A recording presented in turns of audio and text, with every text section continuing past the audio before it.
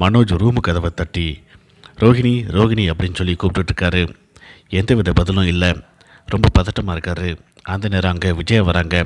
என்னாச்சு அப்படின்னு சொல்லி கேட்குறாங்க. ரொம்ப நேரமாக ரூம் கதவை திறக்க மாட்டேங்கிறா அப்படின்ட்டு மனோஜ் சொல்கிறாரு. விஜயாவும் சேர்ந்து கதவை தட்டிகிட்டு இருக்காங்க. இவங்க தட்டுற சத்தம் கேட்டு முத்துவும் மீனாவும் என்னாச்சு அப்படின்னு சொல்லிட்டு வந்து பார்க்குறாங்க. கொஞ்சம் நேரத்துக்கு பிறகு ரோஹிணி கதவை திறந்துட்டு வெளியே வராங்க.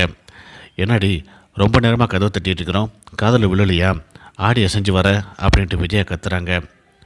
உள்ளே போயிட்டு ட்ரெஸ்ஸை மாற்றிட்டு கிளம்பி ஆஃபீஸ் போகிற வழியை பாரு அப்படின்ட்டு மனோஜ்கிட்ட சொல்கிறாங்க. மனோஜ் ரொம்ப தயங்கியபடியே ரூமுக்குள்ளே போகிறாரு. மனோஜ் ரூமுக்குள்ளே போன உடனேயே ரோஹிணி கதவை சாத்த போகிறாங்க. இதை கவனித்த விஜயா, நீ கதவை சாத்தலாம் வேண்டாம், திறந்த வை அப்படின்னு சொல்லிட்டு கதவை திறந்து வச்சுட்டு போகிறாங்க.